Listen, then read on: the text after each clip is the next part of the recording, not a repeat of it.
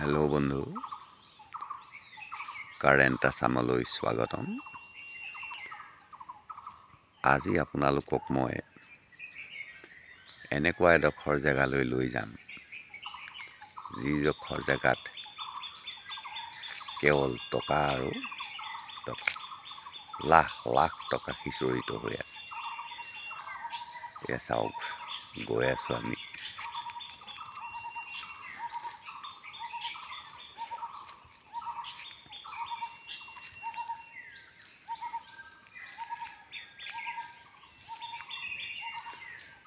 Hello' বন্ধু,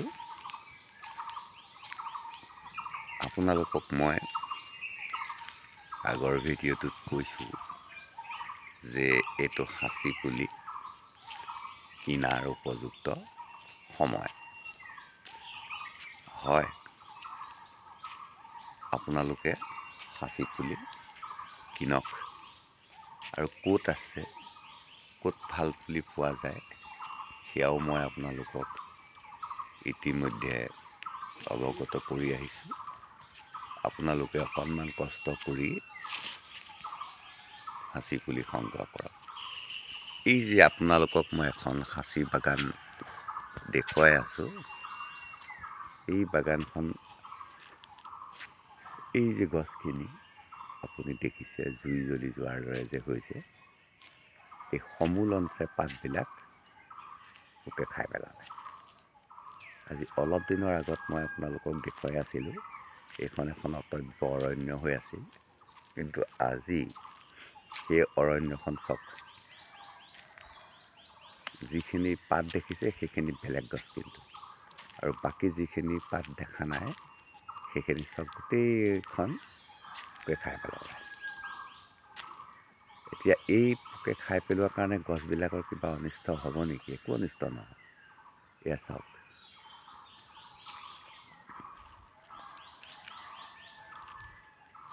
কিন্তু অনিষ্ট একো নহয়, যদিও তাত কিন্তু অনিষ্ট হ'ব।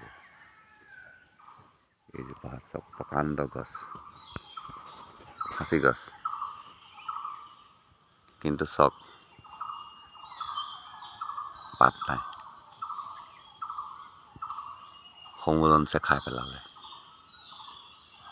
কিন্তু লগতে আপুনি এটা কথা দেখিছেনে, এই হাজাৰ হাজাৰ গছত কিন্তু এতিয়া ফুল নহ'ব আৰু গুটি নহ'ব।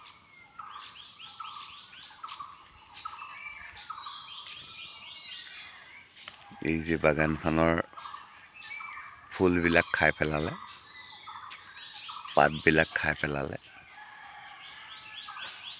ঘনত্ব দেখিছে। মানুহে কয়, বহুত গহীন গহীনকৈ কয়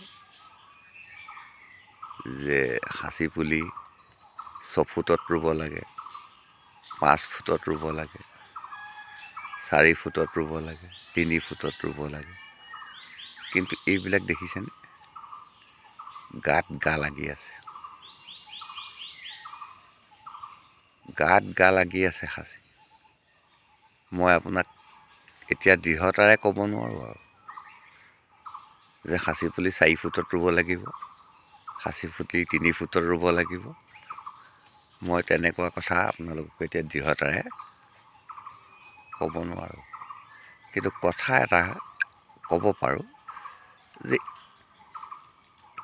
এই পুলিটো যিমান ডাঙৰ হৈছে, সেই ভিতৰৰ পুলিখিনি সিমান ডাঙৰ হোৱা নাই। কেলৈ ডাঙৰ হোৱা নাই? ঘনত্ব বেছি, ওখ হৈছে। আপোনাৰ এইটো বৰ ভাল পুলি, ইয়াৰ দেখিছে কেনেকৈ জোল বৈ আহিছে। অকলশৰীয়াকৈ হ'ল, গতিকে ই মজবুত হ'ল, শকত হ'ল। এইবিলাকো হৈছে, কিন্তু যেতিয়া যিমানেই ঘনত্ব বাঢ়ি যাব, সিমানেই পুলিবিলাক ওখ হ'ব, কিন্তু শকত নহ'ব।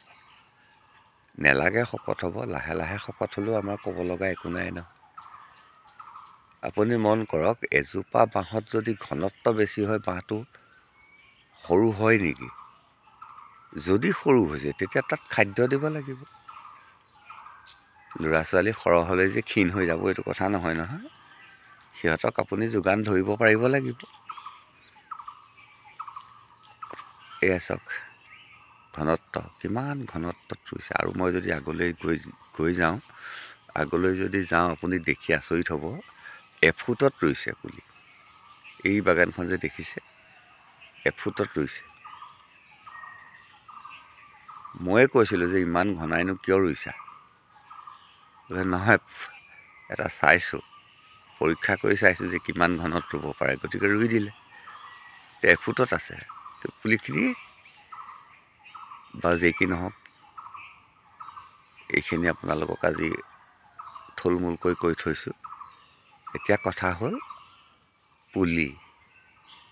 আপোনালোকৰ চিন্তা হৈছে যে পুলি কেনেকৈ পাম। সঁচা কথা, মই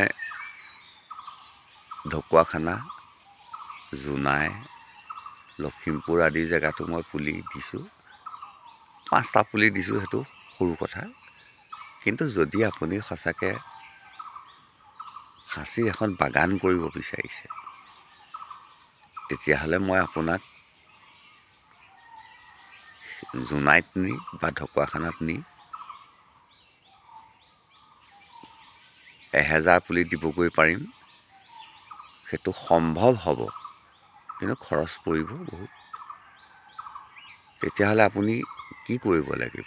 আপুনি আঁতৰৰ মানুহ, আপুনি সাঁচিৰ বাগান কৰিম বুলি ভাবিছে, তেতিয়াহ'লে আপুনি সাঁচিৰ গুটি সংগ্ৰহ কৰক।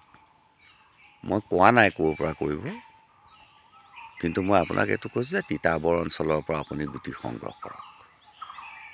আপুনি কৰক, আপুনি অকণমান কষ্ট কৰিব লাগিব। মই আপোনাক বাছ এখনত পুলি গুটি 100 বা 200 দি দিলোঁ।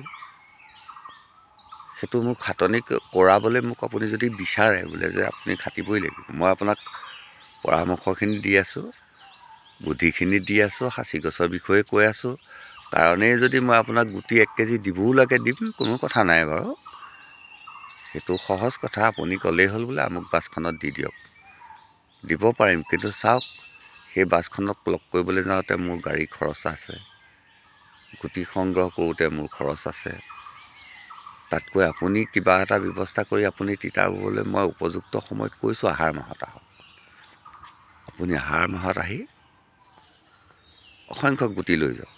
হেল্ল' বন্ধু, আজি ভিডিঅ'টো মই ইমানতে সমাপ্ত কৰিছোঁ।